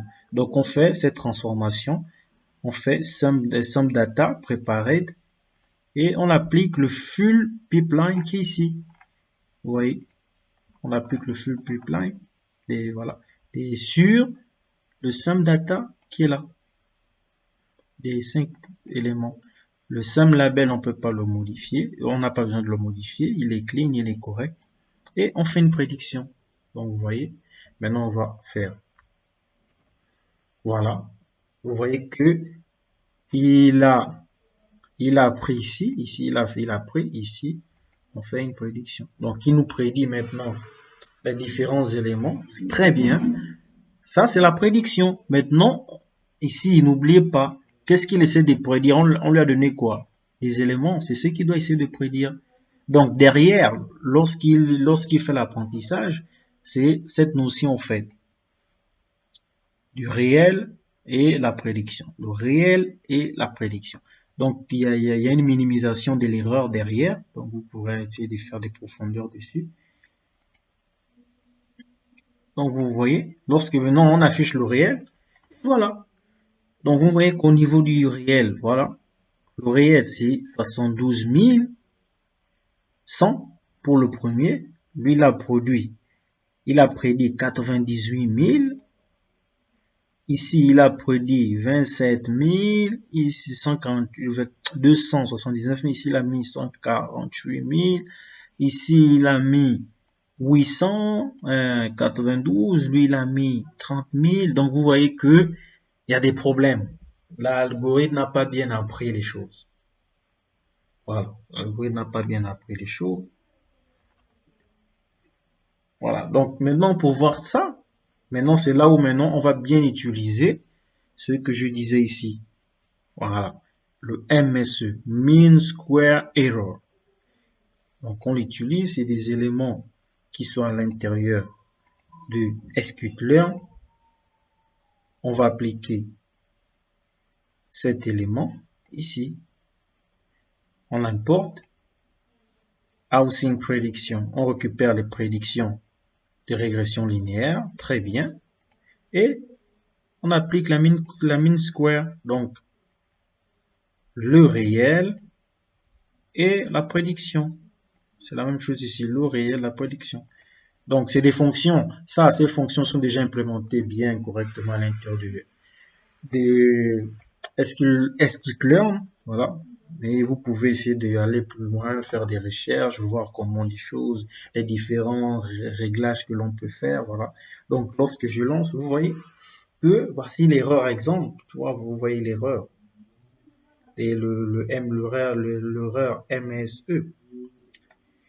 Et ça, bon, ça c'est une autre erreur. Hein. C'est la même chose que, voilà, c'est pas vraiment la même chose, mais c'est pareil. Donc ici, au lieu de faire au carré, on va mettre juste les valeurs absolues. Donc voilà. Mais c'est important quand même de connaître ce genre d'erreur. Voilà, mais généralement, dans ce cas, dans ce genre de travaux, on aime bien travailler avec le MSE que le MAE. Ok, donc vous voyez qu'il y a quand même une erreur assez importante. Donc, puisqu'il y a une erreur assez importante, il est peut-être intéressant de regarder s'il n'y a pas un autre algorithme qui le fait. Donc, dans le cas de la régression logistique, quand il y a une erreur comme ça, qu'est-ce qu'on dit? On dit que il y a une évaluation en fait de notre méthode. Donc, ça peut être dû à des mauvaises données parce que l'erreur est assez grande. Ça peut être dû à l'algorithme qui n'est pas assez puissant pour les données ou qui ne correspond pas peut-être au type de données que l'on a. Voilà. Ou dans ce cas, on essaie peut-être de faire des géométries, des paramètres, régler des paramètres alpha et le reste. Voilà. Maintenant, si c'est pas le cas, rapidement, donc parce que là on est en train de voir comment régler un problème de machine learning step by step. Donc, ou si c'est pas le cas, qu'est-ce qu'on va se dire? Que peut-être il faut essayer de voir un autre algorithme. Peut-être qu'il y a des algorithmes plus puissants. Donc, c'est ce qu'on va essayer de voir ici. Donc ici maintenant, on importe Decision Tree Regressor. Donc les arbres de décision. Et voilà, c'est ici. Voilà. On va maintenant utiliser l'arbre de décision qui était notre algorithme. Une fois qu'on l'utilise, on le lance ici. Donc vous voyez que l'arbre de décision, pourquoi ici on met random state, c'est parce qu'au fait, c'est un algorithme qui dépend également de l'initialisation. Voilà, donc pour revenir, Daniel, pour ceux qui n'étaient pas là, random state permet en fait de répéter l'aléatoire en fait. C'est ce qui est derrière, le hasard, de répéter le hasard. Pour ceux qui étaient là la dernière fois, ils savent. Donc voilà, ici on a utilisé aussi le fit. Il a pris les données du housing prepared, voilà, le housing prepared, et on va essayer maintenant de voir l'erreur aussi ici. Donc on refait la même chose, le mean square, aussi les données réelles, etc. Vous voyez ici maintenant, l'erreur est de 0. Donc ça veut dire que c'est magnifique. Si la prédiction moins le réel, ça donne 0, ça veut dire qu'on a prédit des choses exactes. Donc ça veut dire que cet algorithme, il est bien. Il est bien. Mais est-il réellement bien? Ça, c'est une autre question. Donc il est 19h01 à mon montre. Donc je vais essayer de m'arrêter là. Et la semaine prochaine, voilà, on va essayer de continuer si tout se passe bien. Donc voilà, c'est un peu ça. Donc, est-ce que quelqu'un d'autre a une question? Donc, on va essayer de continuer cette partie si tout se passe bien. Il restait plus beaucoup de choses. Et voilà. Et après, ici, on va essayer de parler d'autres algorithmes rapidement. Et voilà. Comment, exemple, C'est enregistrer. la première. C'est le premier algorithme que vous avez discuté Oui, parce seulement le que j'ai pas premier, oui, seulement le premier, oui.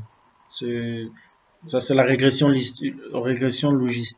régression. Oui, c'est seulement la régression logistique. C'est juste ce qu'on a fait ce soir. C'est logistique ou linéaire? Ah, régression linéaire. Ah, pas logistique, Hmm. linéaire, régression linéaire. Oui. Donc, il est où? Il est où? C'est là. Et voilà, c'est là. Linear regression. Hmm. Donc, on s'est arrêté ici. Normalement, après, on va essayer de comparer. Après, voir exemple, on a commencé l'arbre des décisions ici. Exemple avec les arbres de décision. Pourquoi on a utilisé l'arbre de décision ou bien ça? Des décisions régresseurs. Voilà, comme je disais aux autres, que ça, dans ce cas, dans la question comment gérer, comment mener un projet de machine learning étape par étape, step by step. Donc, en fait, là, plus ou moins, on essaie de suivre une méthodologie. Tu vois, ces algorithmes, dans le PowerPoint, je les ai plus